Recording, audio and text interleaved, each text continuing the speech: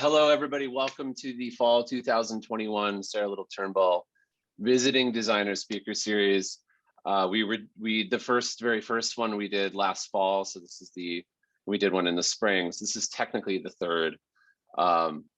In this series, we talk to designers, artists, activists, researchers, and other people from other industries to create a broader conversation about design here at Lehman College.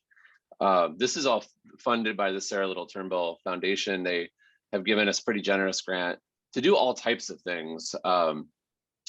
Obviously, lecture series is one of them, but also curriculum development, create new classes, new design classes, student scholarships and fellowships. So it's really an honor to be able to do this, and I'm really excited about this particular semester's lecture series. My name is David Schwiddick. I'm an assistant professor of graphic design and digital media at Lehman in the arts department. Many of you probably already know that. But I'll be moderating these 6 talks. They're going to be held every Tuesday at this time at 1 p.m. Eastern until our final talk, which is going to be on November 9th. This semester is a little different in that it's running in conjunction with the current exhibition in the Lehman College Art Gallery. It's called The Eyes Have It, and you should check it out if you're on campus in person. It features painting, sculpture, photography, video, site-specific installation from a whopping 48 contemporary artists. Don't ask me how they all fit in there. Who explore the eye and its importance, both in a literal sense and symbolically in art, as well as its significance today in the world that's populated by screens, monitoring devices, which we're going to talk about today with our guests, and media dominated by moving visual images. So in the same way, this lecture series is going to focus on the eye, not just the literal eye, the human eye, but also the animal eye, but the symbolic and the technological eye. Turns out we're going to be discussing both today with our guests. I'm really happy, really pleased to be talking with Jennifer Romano, who's going to be discussing her research in eye tracking and user experience design.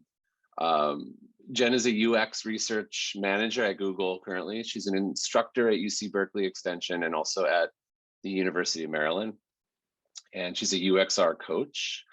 Her research, she's going to talk about her research today, but it includes usability, eye tracking, survey design, experimental design, cognitive aging.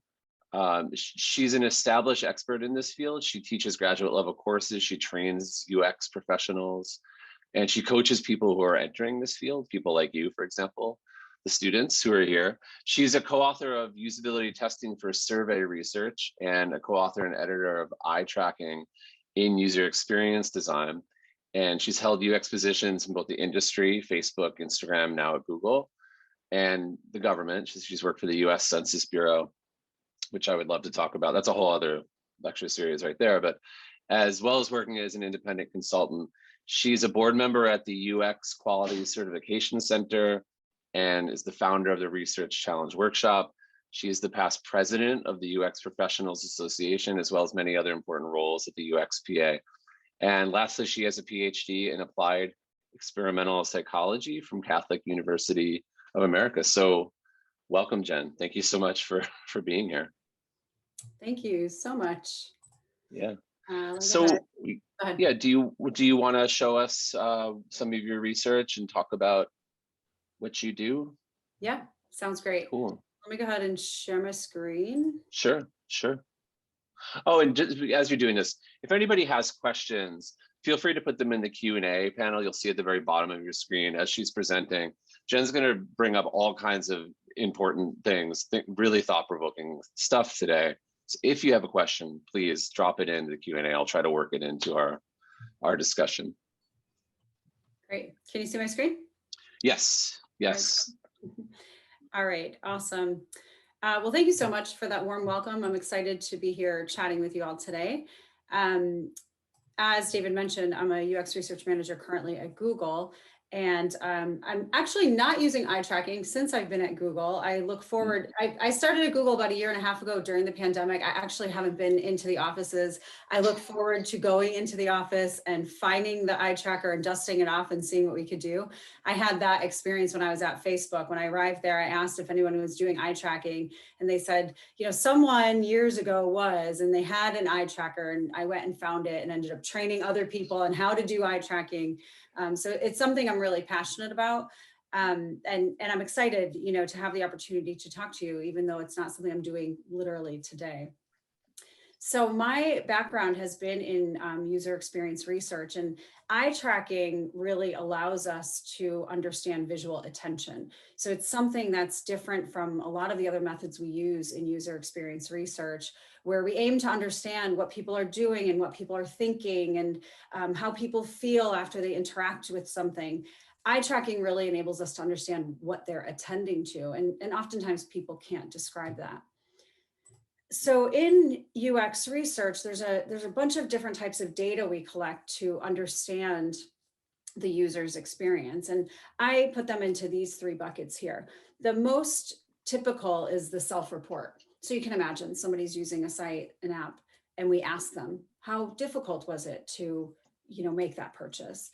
We can ask them how satisfied they are with their experience. We can ask them while they're using it to think aloud and tell us to keep a running commentary so we can understand the play-by-play while they're working, what they're thinking as they're going along.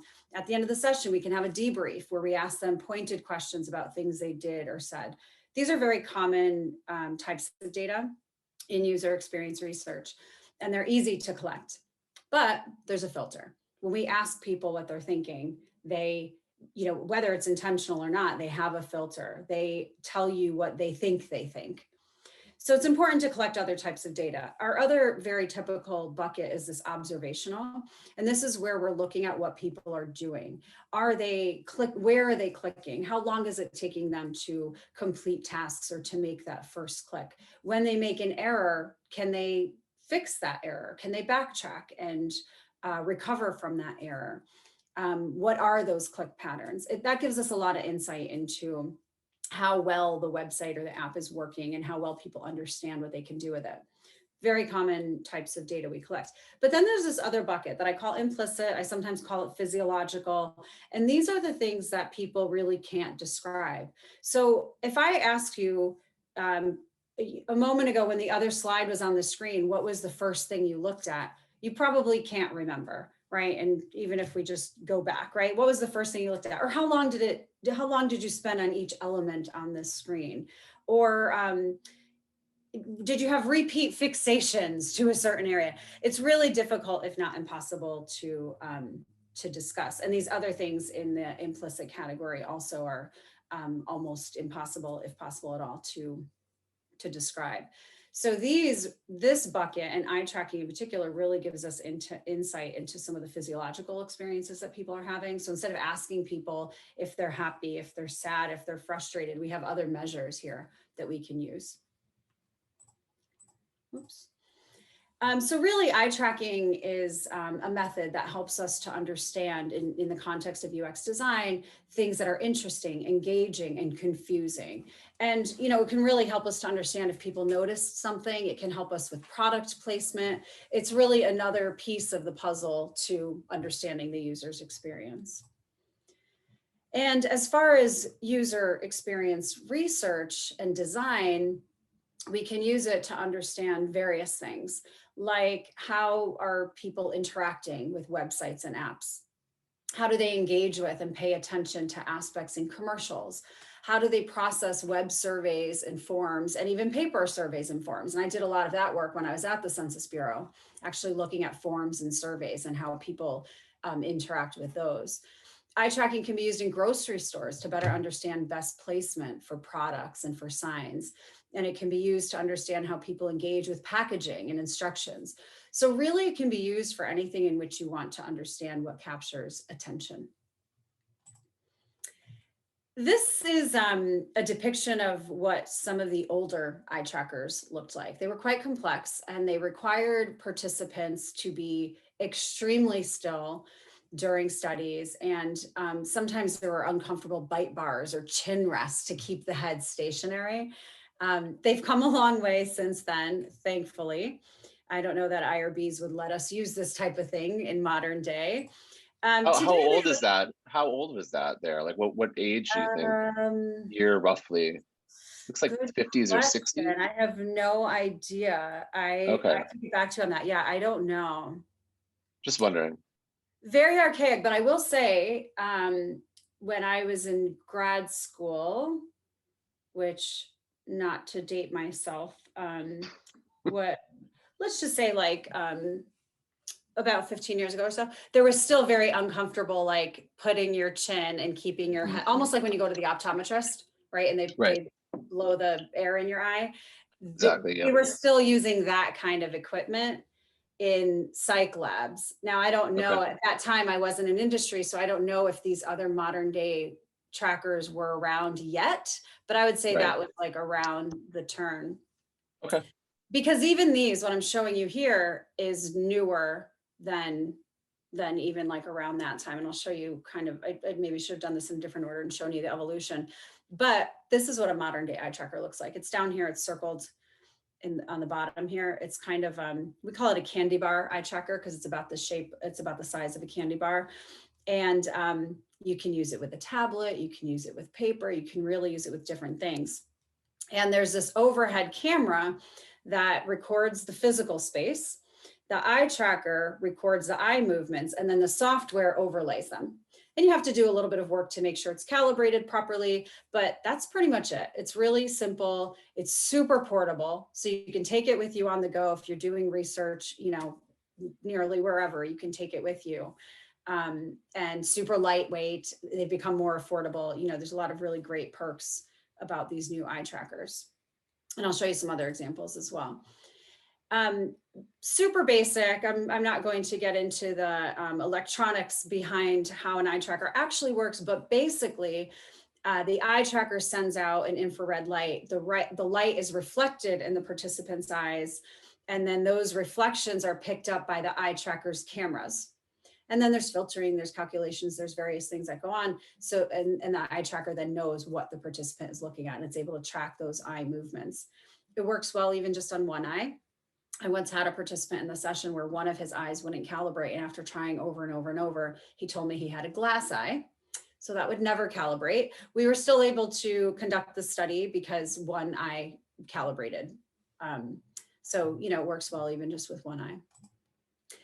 Here's another example of the way we can use these small candy bar eye trackers. I showed you earlier a tablet. Here it is on a laptop.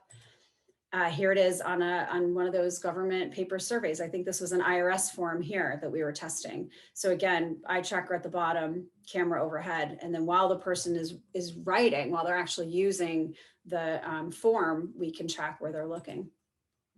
And then this is what I meant about this is in the wrong order. These were before those candy bar eye trackers. This is what the eye trackers looked like. It was built into the monitor, a lot easier to calibrate because there weren't other dimensions that needed to be calculated. But you can see it's only available on the desktop, and the modern day ones now we could use them in lots of different ways now, across different types of surfaces. It's a good idea when we're doing eye tracking to have a stationary camera or something that records a participant's face, because you can imagine while they're working, while they're in the study, they look away, and if you only have the eye tracking data, you think something was faulty and you've lost data, but meanwhile, they actually just looked away. So it's a good practice to have that other camera there recording, or a webcam, that's fine too.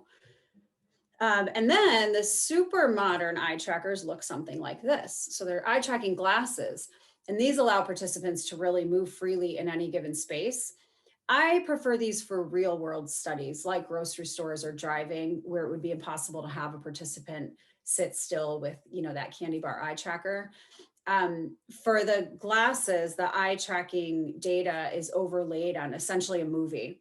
So data analysis is a lot more complicated than the other eye trackers, where it's like recording the physical space and then overlaying the eye tracking. This is like a movie that's constantly moving. So, it depends on the analysis you want to do. If that movie kind of depiction of eye movements is okay, maybe it's fine. But if you wanted to quantify the fixations and things like that, that might be a little bit more difficult to do. But super cool, they've come a long way. Again, super mobile. This has a little pack attached to it. You can see it actually down here. So it's battery operated and people can move freely around with that. So then I mentioned the overlay. So the software then creates these visualizations of the eye tracking data. This here is called a gaze plot. This is one of the most common types of depictions that we get from eye tracking. And you can display one participant at a time or numerous participants at a time, in which each person is displayed in a different color. And what we're looking at here is those circles indicate fixations. So those are places where the eyes rested long enough for the tracker to detect them. And you classify in the setup how long you want that to be. But that's essentially what it is. And the smaller circles represent shorter fixations. Larger circles, like this one up at the top, represent longer fixations. So these provide really great details in terms of understanding where people are looking. And you can see, oh, they look cut off on the top left. Slides look cut off on the top left. Do you see the text, visualizations gaze plot? Yeah, I see that. Yeah. You do, okay. Yeah, I can see that. I'm not sure, okay. Yeah, I could see also at the top, the search bar of this looks like Facebook. Yeah, this is the Facebook. I could see the search bar and like even the carrier, the Verizon and the time. Yeah, so okay. I could see it. Yeah. So I don't know, Jonah, maybe try adjusting your screen or something there. Sorry about that. So yeah, here you can really understand what people are looking at and what repeatedly captures attention, because you can see if someone's looking back and forth, or if they're just scanning straight down.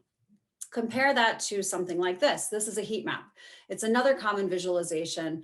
This can also show fixations, but now it's an aggregate.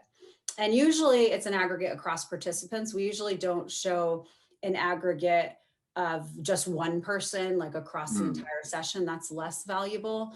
But showing across a number of participants, you can see the areas that capture a lot of attention. Notice the difference here. Oh, so sorry. The red spots are the hot spots, the areas that are getting more attention. And then the yellow and the green are the areas that are getting less attention.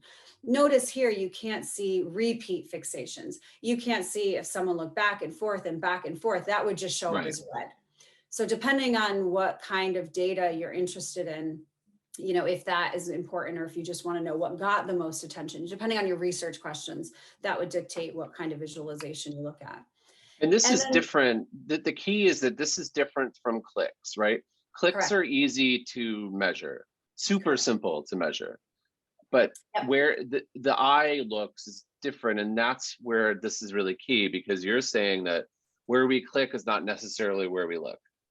Exactly. There's a disparity. I'll get into that. Yeah, I actually have a little video in just a bit that shows mouse movement versus eye movement, and it's very interesting. Yeah. Interesting. Okay. Yeah, and it's interesting when you think about products out there that help us understand how people engage with our products, with our websites and apps and things. You can get data analytics that tell you what people are clicking on, but they're not telling you what people are attending to before the click. Right. So it's a different type of information.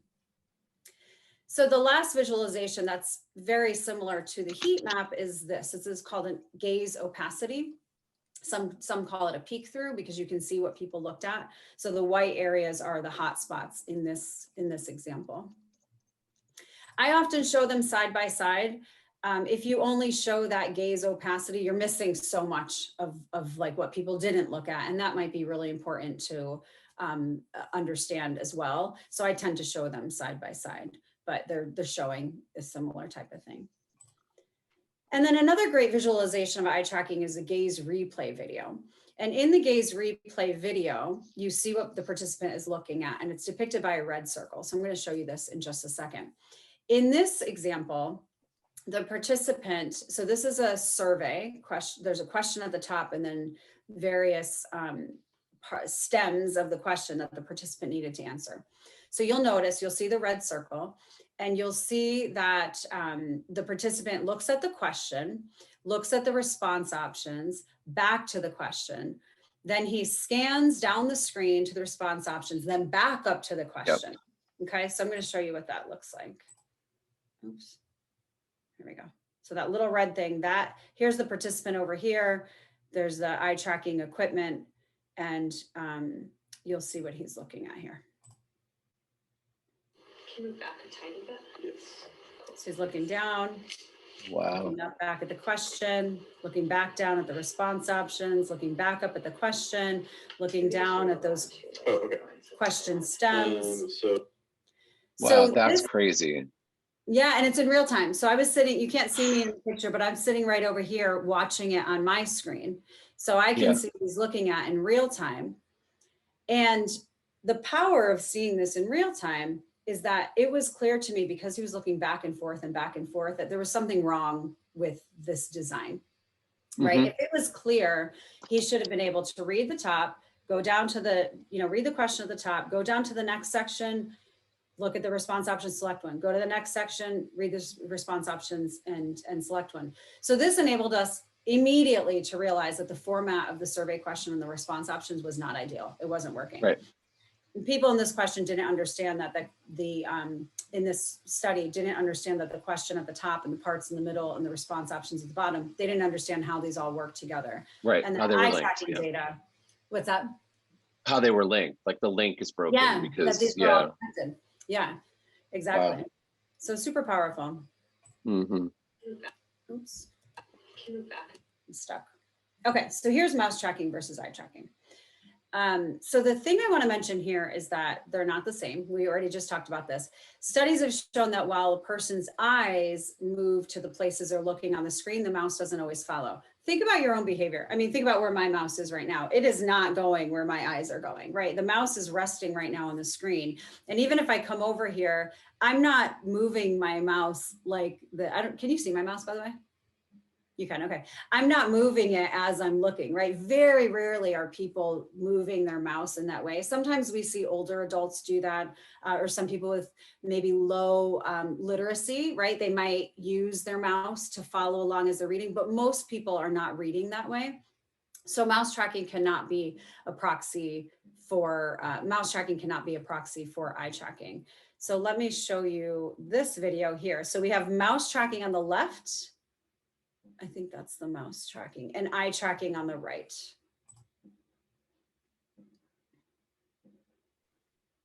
And these are synced up. This is the same behavior at the same time. Yep, exactly. Notice where that mouse is right here. Oh man, it's totally the eyes different. Moving all over. See it right here? Yep. But see, and then it moves just a little bit before they make that click. So I'm going to play it once more. Wow. Yeah, I'm going to play it once more because you can see they're looking all over before deciding where to make the click, and that mouse movement, the mouse is not moving as much as the eye is moving, right? So in the beginning, it almost looks like it, but then see that mouse is resting over here while the eye is really moving all over the place. So the eye is doing a lot more work in terms of, information transmission than the mouse. I mean, mouse is basically an afterthought. Yeah, it's like the final. It's right? The final thing. I'm looking around to figure out where I need to go, what I need to do, and then I'll make a click. Right? Yeah. We don't click in the same way we look at things, right? The same way. Interesting. Yeah. Oops, come on. Okay.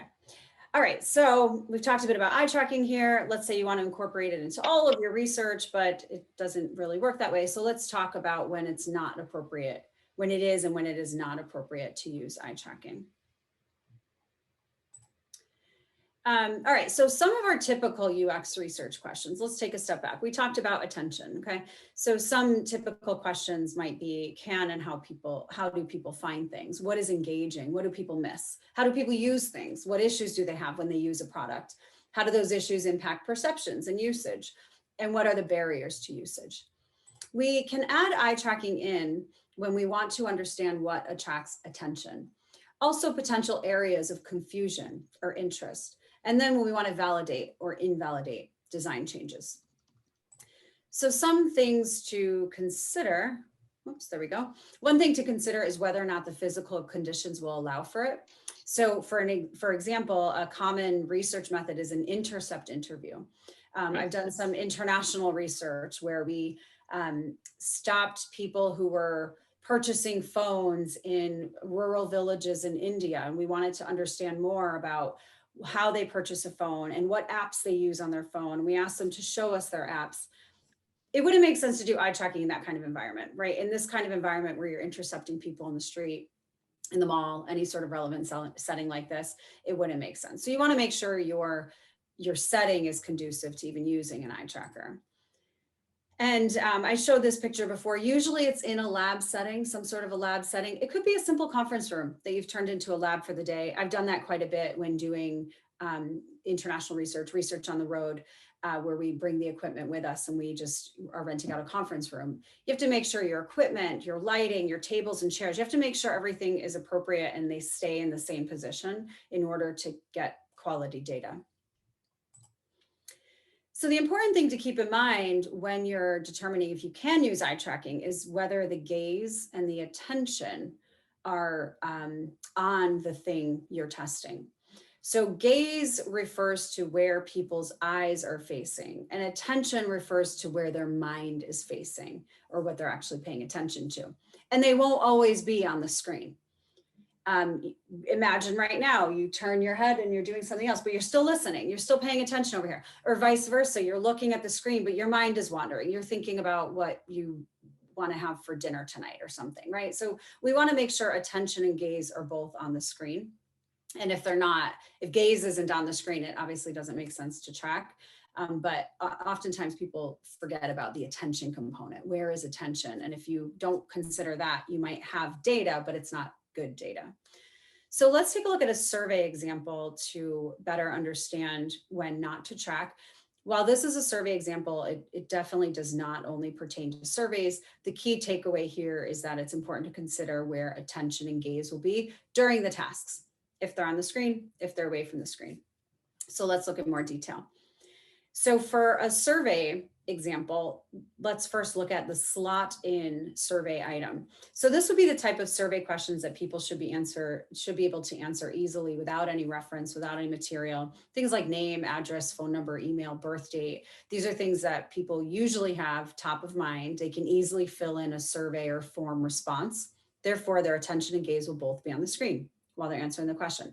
Perfect for eye tracking. You're assessing the participant's attention and their attention is on the screen while you track. So if you're asking for email and there's kind of like in the video we looked at, there's confusion, they're looking back and forth, that makes sense. Their attention is on the screen and their gaze is on the screen.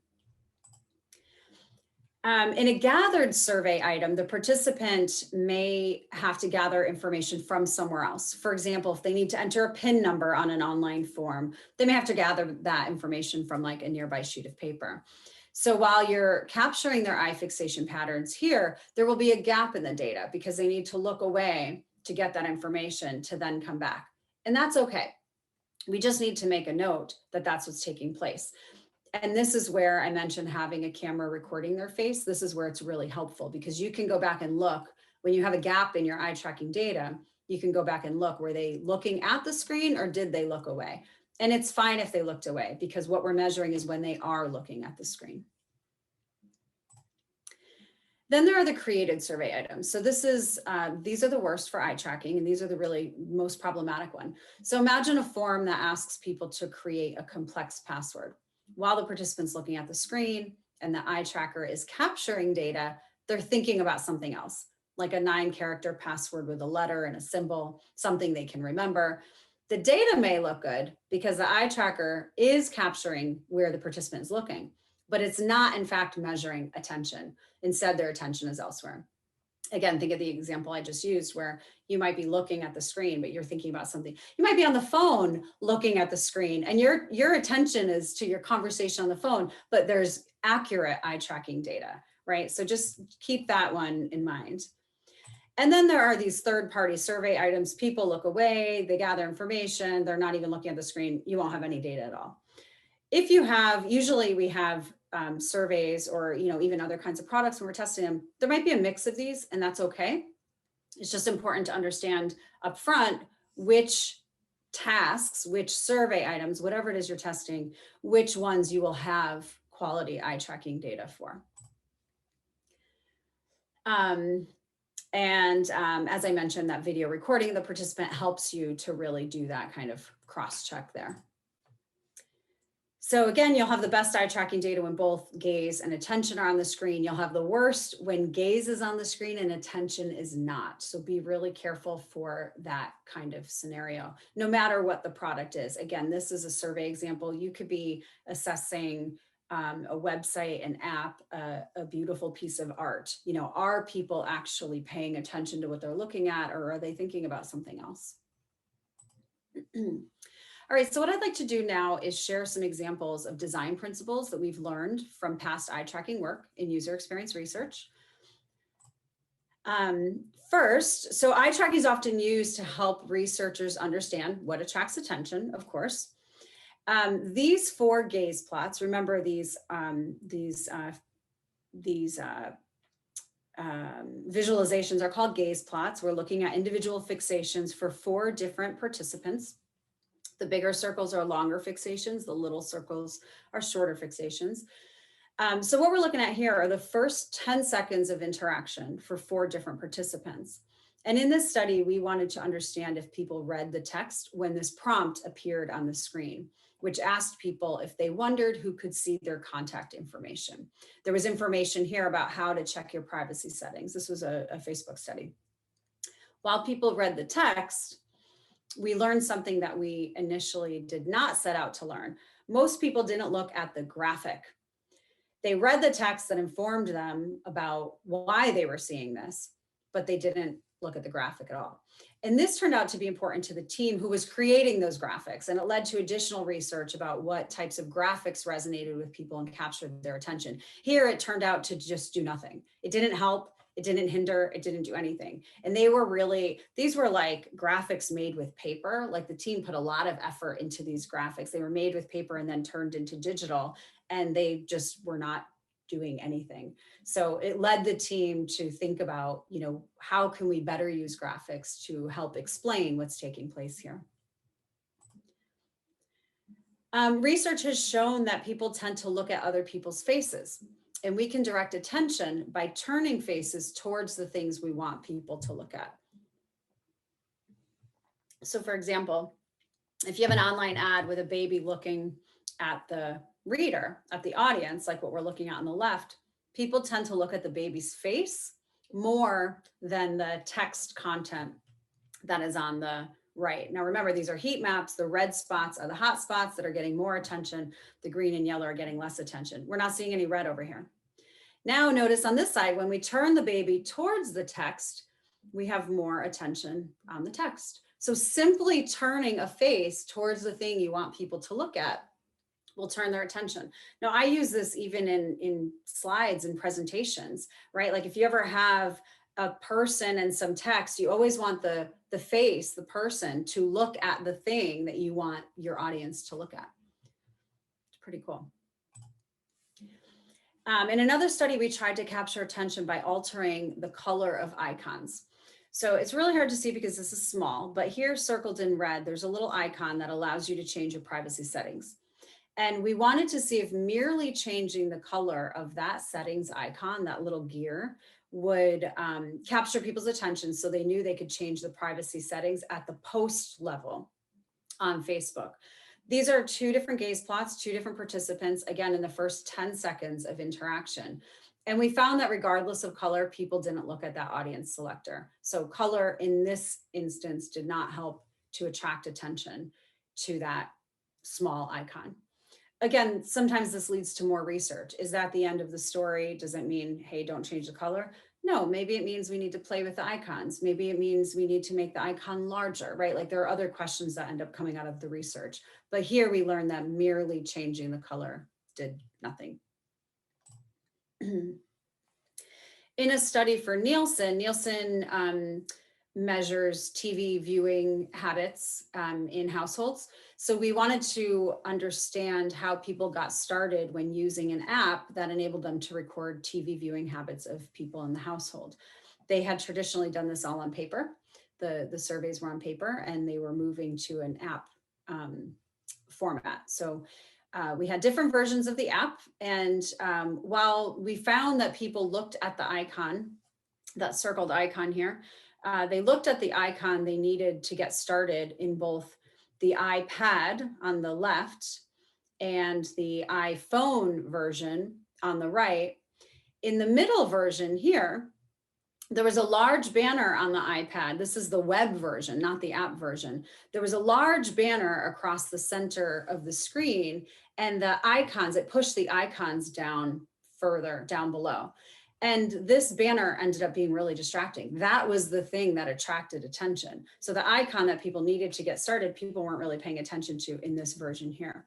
So here we recommended in the web version that they just remove or reduce the size of that banner. It wasn't functional at all. People didn't need it, and it was really distracting from the things that people needed to use. And we've learned that attention differs by age. David mentioned that I've done some cognitive aging work.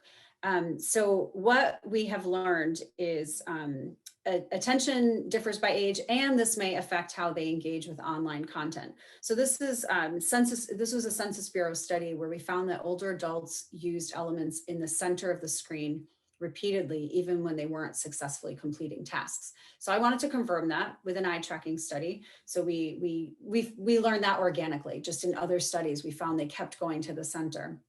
So we conducted an eye tracking study, and again found that older adults were rarely looking at elements in the periphery. Again, you can see with this heat map, the attention for the older adults is really in the center, and younger and middle-aged adults have fixations in the periphery. So this was problematic for this particular site, this American Fact Finder site, because there were links in the left and the top that were necessary to complete tasks. If you only used items in the middle, there was a lot of information on the site that you would never have access to. So we recommended that any link that should be accessible to all should be repeated or placed in the center, the part where everyone is looking. And sometimes we want to understand if people see specific features that pop up in an app. So some colleagues at Facebook wanted to understand if people noticed this notification that popped up at the bottom of the screen when people scrolled through their feed. So this was an experiment they were conducting. And they found that for the first 8 minutes of interaction, people never looked at that notification that persisted at the bottom of the screen for a whole 8 minutes. Now think about your own attention and how you use Facebook or any of these other apps where we're scrolling. 8 minutes is a really long time. So this gave insight to the team that this way of showing the notification was not effective at all in capturing users' attention. And this is a design principle that really has persisted. This was one of the early studies that we did, but we've learned, and my colleagues and I have used this principle consistently, where any sort of notification should not be at the bottom. That is not going to capture attention. It should be at the top, on the side, overlaid, lots of different ways you can do it, but not at the bottom of the screen. We repeatedly find that people only read what they need to read. And when engaging with sites or apps that require people to input information, people tend to go directly to those parts. So in a study of the National Survey of College Graduates, on the landing page, again, these are a bunch of gaze plots here. On the left is the area where people needed to put in their login information. And on the right, there was information about the survey. People rarely looked at the information about the survey. They really just looked at that actionable part where they needed to input information. However, once they logged in, now here's a heat map of that same screen, and here's a heat map of the next screen. Once they logged in, they actually read the information about the study. This was problematic because for this survey, there was important information on that first screen about the survey, and people weren't reading it. And when they got to some kind of personal questions in the survey, they were questioning why they were there. But if they had read this information, they would have known. So we recommended that all information be on the screens people saw after they logged in. So these are, again, some principles based on my research and some of my colleagues' research. You can certainly use these lessons learned as you design things. These are some things to consider. And I wanted to touch on some future directions of eye tracking. The technology and the field hasn't moved too much since like those visuals I showed you of the candy bar eye tracker. But we have some other directions that the field may go. Now, again, it hasn't changed too much, so I don't know how fast we're going to go. But I do think there's room for growth in the field. So one area is electrodermal activity. So now imagine you have eye tracking and you see where people are clicking. You have their verbalizations, and now you have a measure of essentially sweat to show arousal, which now corresponds to when they're having difficulty. So you now know what they're looking at, you know points of frustration based on their arousal. In this example here, here's the electrodermal activity. We see that drop and spike, which is classic in EDA. We see that in 2 points when the participant was having difficulty entering information into this particular app. Another thing is facial coding. So facial recognition software, basically with that webcam, records various points on the person's face and can detect when a person is happy, sad, angry, surprised, scared, disgusted in this particular software. In this particular example, you can see happy is way over here. And there's even a pie chart of it. So here the software is detecting that this person is primarily happy. The software exists, but I say future directions because I've tried it and it's actually not that accurate. I've had the folks who have done demos of this software during the demo try to show an expression and it's not detected. So future directions. But again, really exciting when you think about, we want to know how people feel when they're interacting with our website or our app. You no longer have to rely on people verbalizing their feelings, but we have this implicit measure. They can't describe it, but we can still see it. And then EEG. So this is very forward thinking, and probably we won't see this kind of thing in our applied settings, like in the lab. This might be more like academic type research. But again, similar to some of these other measures, we can see an increase in activity that is related to excitement. So again, pretty exciting because we don't have to rely on verbalizations and what people think they think, or that filter. This is one of the books that David mentioned, Eye Tracking and User Experience Design. If you'd like to learn more, I'm an author of some of the chapters, but an editor of the book. What Andrew and I did was invite a bunch of researchers in the field to share what the status is of the field. So there's a chapter specifically on search. There's a chapter specifically on advertisement, various topics, and basically design principles on how to design based on what we know from eye tracking.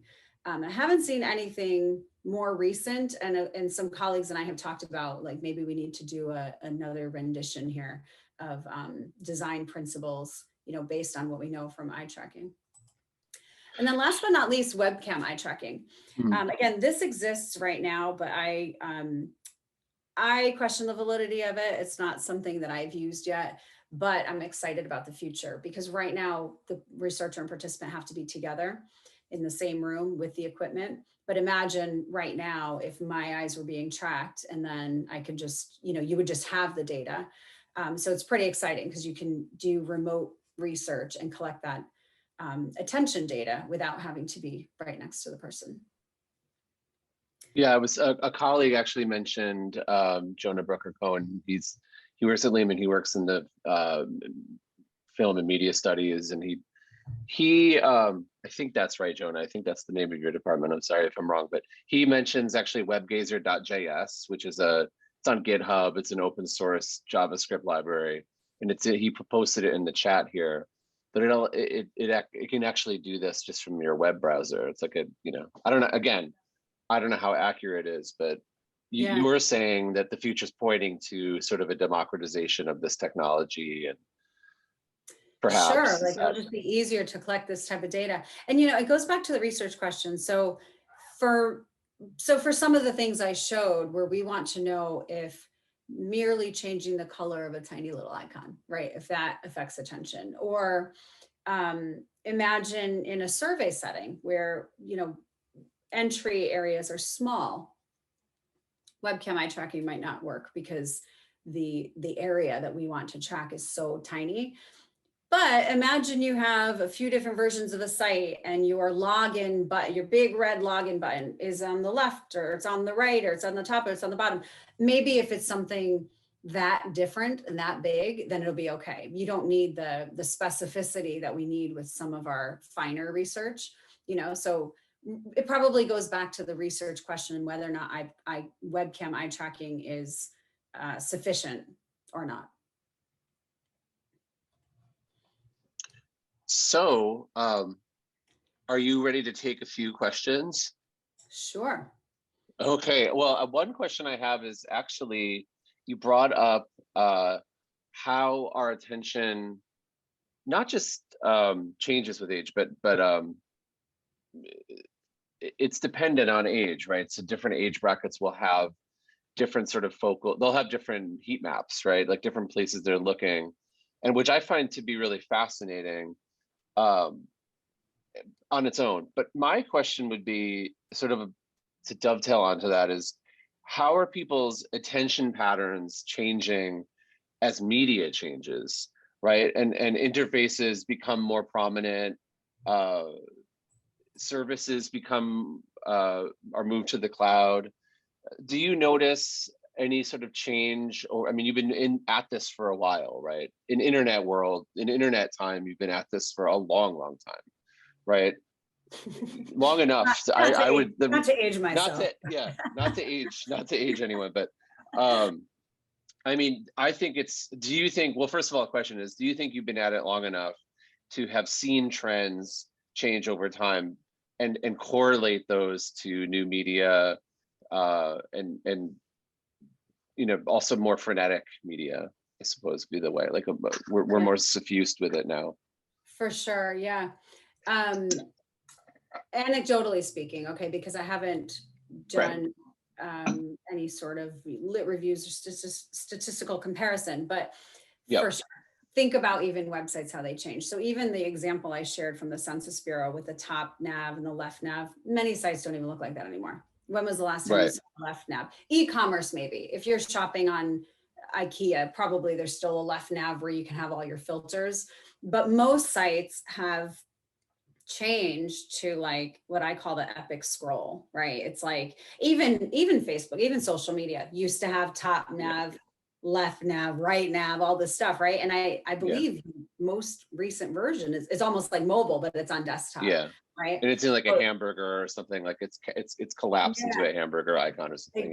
Exactly. So I will say a couple things. We learn really quickly. So even though design changes and there's an interaction of like attention changes with age, that affects where we look. Design changes with the time, right? So there's like a number of things here that intersect. We also learn really quickly. So at any age, right? Like older people might, and frankly, even aging has changed, where back when I was in grad school, our older adult cohort was 65 and above. Like that's changed. 65 is young now, right? So like that's shifted because our brains, we're healthier now. Our brains are healthier. Our cognition is healthier. So like older adults might learn a new format or something at a slower rate than younger people, but we still are going to learn it, right? So we quickly adapt. When things change on our screen and in our environment, we quickly adapt. Okay.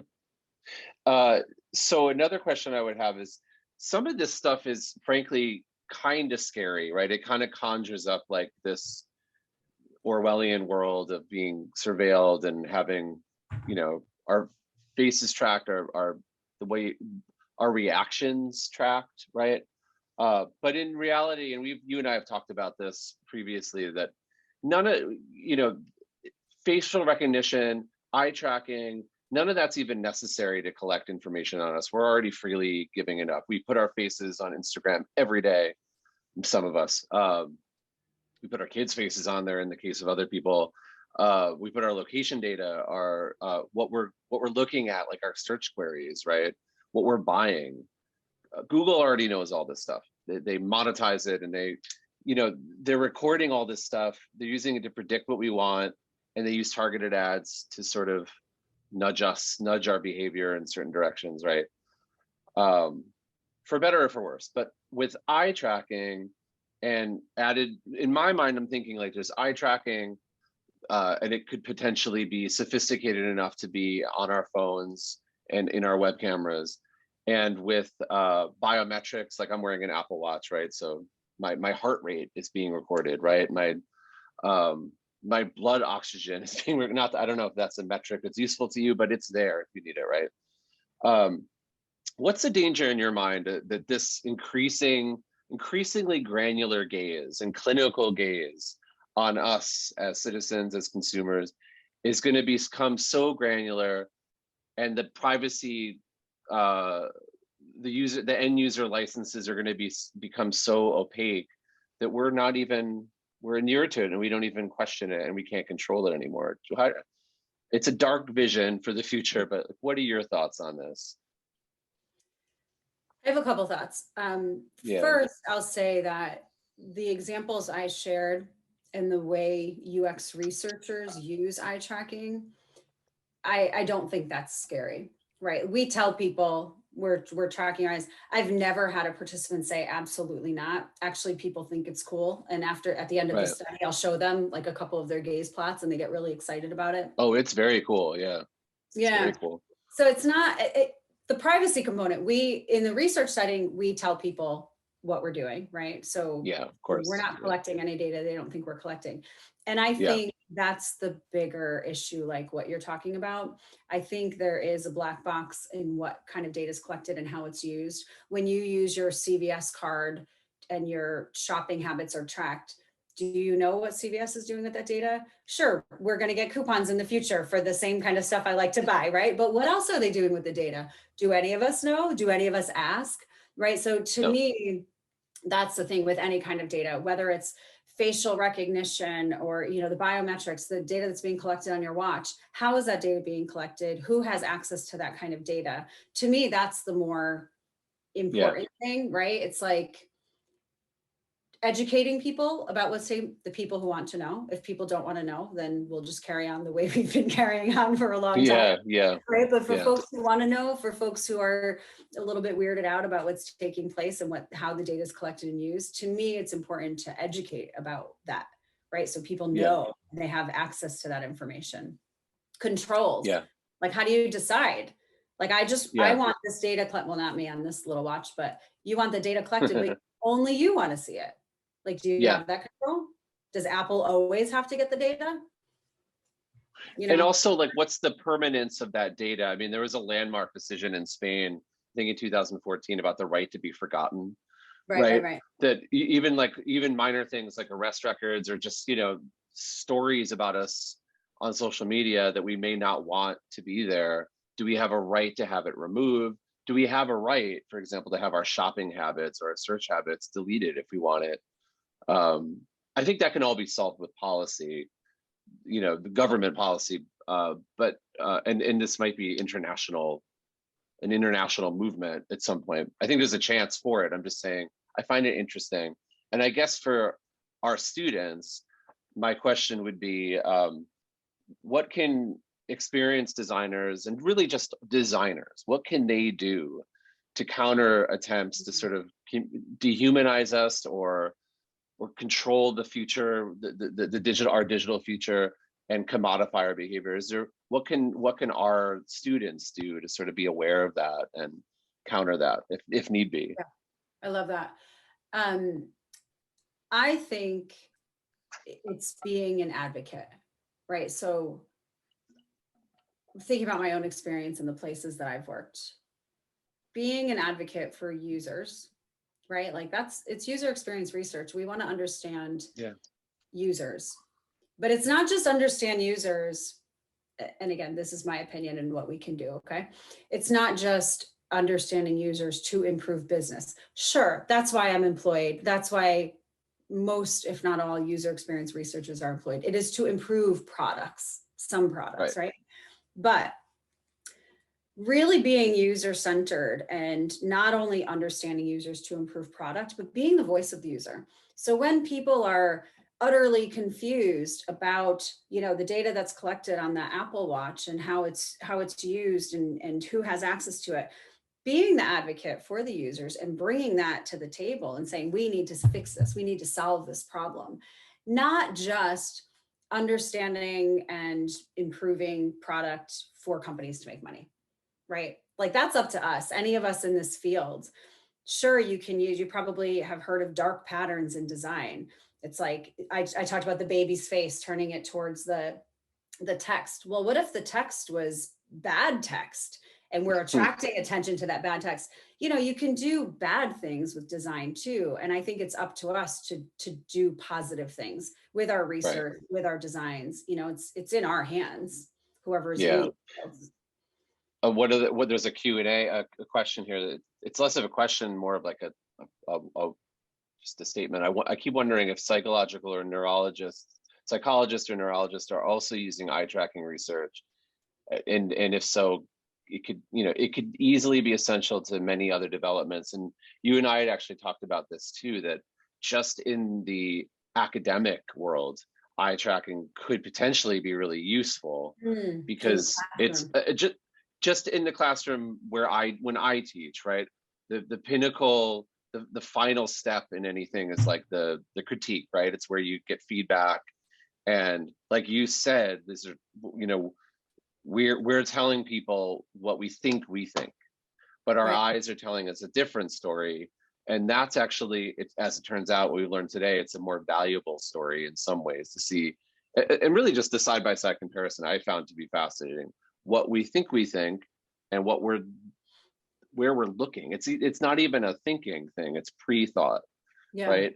So and those two things together are like invaluable data for like any kind of academic setting, right? Are the students looking at their screens? Are they looking at the presentations? They're probably not, right? I mean, that's the thing about that's the tyranny of the PowerPoint presentation, right? Is that we really shouldn't be looking that much at the screen. We shouldn't be reading the screen. We should be listening to the speaker and focusing on a key image or like an anchor on the screen. So there's like this real critical tension between those two. And I think eye tracking would help out.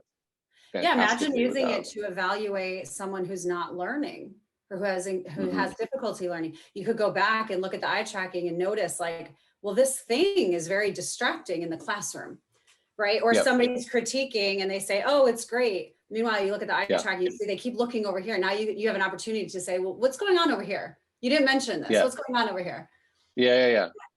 So we're unfortunately out of time. I feel like we could talk for another 2 hours about this and get into dystopia and whatnot and come out the other side. But I did want to just bring up, I happened to do a little research about just some UX design helping websites, like their resources essentially for UX design. There's checklist design, and I'm just going to drop these into the chat for everybody. But this is like really useful for checking if you have an interface design, like a web interface or an app, like checking all these different things to make sure they're here. This is essentially a roundup of many of the things that you, Jen, have done in your research. UX archive is really awesome. It's like a whole archive, so you don't have to download and use apps. It shows you key screens from just thousands of different apps. This is Apple or YouTube Music, for example. Lyft is another one that I actually think is really great. And then lastly, Mobbin, which is also really cool. It kind of gives you like almost like templates for key known apps. It's like a library basically. So I'm going to put these all into the chat for you students out there. And I don't know, Jen, maybe you're interested in that too. Who knows? Yeah, super cool. Thank you. Yeah, but I just want to thank you again for for meeting with us. This has been fascinating and not scary. Like I, Good. Yeah, and I'm available. very If helpful. any of y'all have any questions anytime, don't hesitate to reach out. I shared my email and David has it too. If you want to talk more about eye tracking, UX research in general, if you want an intro to a UX designer, don't hesitate to reach out. I'm here as a resource for you. Absolutely. Thank you so much. And everybody join us next week, same time, same station. We're going to be continuing this conversation. Thank you, Jen. I really appreciate it. This has been fascinating. And I hope everybody has a great day and see you next week. Thank you so much. Bye. Bye-bye.